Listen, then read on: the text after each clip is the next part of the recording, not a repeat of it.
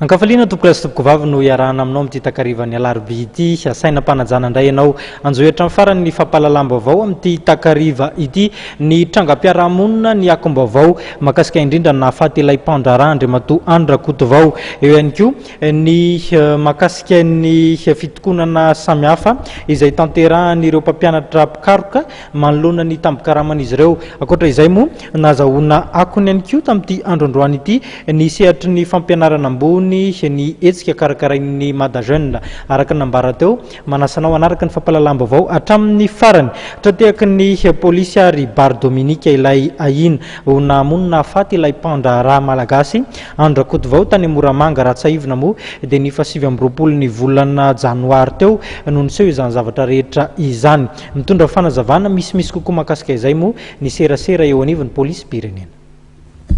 Ny alatsinainy fa 7 volana martsa 2024 no trateaky ny polisy tao Maroantsetra i Bar Dominique ilay ahina fa namonina afaty ilay Mpandra Andry Rakotovao tao amina toby fivahinianana iray tao Moramanga.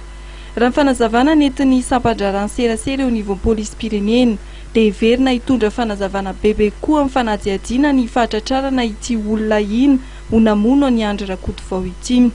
Dia 30 janvier namoaka avis de recherche filazana fikarohana ny polisy brigade criminelle hoe ity olona ity no anaovana fikarohana fa anisan'ny nandray anjara tamin'ny famonoana n'ity Mpandra ity.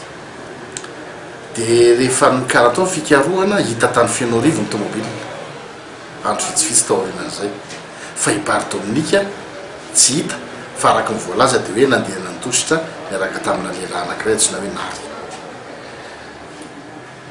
Hita Linary tateo aoriana fa Bar Dominique tsy hita mihitsy dia afaka omaly izy hita tany Maroantsetra. Araka ny fantatra dia efa niriary efa nandehandeha tany amin'ny faritra Antalahy izy dia nandeha nihazo amin'ny Maroantsetra. Dia tany nazahoana renseignement hoe any Maroantsetra misy amin'ny Bar Dominique. Dia nandeha tany polisy brigade criminelle sy ny polisy ny service antiganga miaraka miasa tamin'ny komissariat-ny Maroantsetra. Izay zany no nahafahana ny sambotra any Bar Dominique afaka omaly. Ary efa nentina niakatra taty Antananarivo izy dia efa anaovana ny fanadihadiana zany zao izy. Mety isy fivoarana ny fanadihadiana atao amin'ity raharaha Andry Rakotovao ity vokatry fahazahoana any Bar Dominique izao. Mandeha araka izany ny fanadihadiana ary no amafisan'ny sampandrarany serasera ny polisy pirenena fa efa misy ihany koa ireo olona nisamborina sy nampidirina ponja tamin'ity raharaha ity ary ny fanadihadiana trano no ahafahana mahita ny marina. Tsy maintsy izay mety tsy maintsy miainga amin'ny fanadihadiana ihany. Fanadihadiana satria azadinoina fa tamin'ny raharaha niakatra fitsarana dia ny voatazona ny ponja aloha zany zao dia mivady ny Bar Dominique dia inary mivady. Fa ny tompon'ny hôtely sy ny mpandray olona tao amin'ny hôtely koa niakatra tany amin'ny fitsarana fa nazo fafahana vondromaika.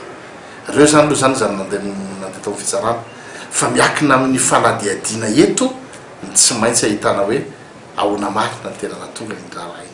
Andrasana izany ny valin'ny fanadihadiana izay hoentiny eny anivon'ny fampanoavana aorian'ny fakanambavany. Ny fitsarana avy eo no andraikitra ny raharaha rehefa vita izay fakanambavana izay.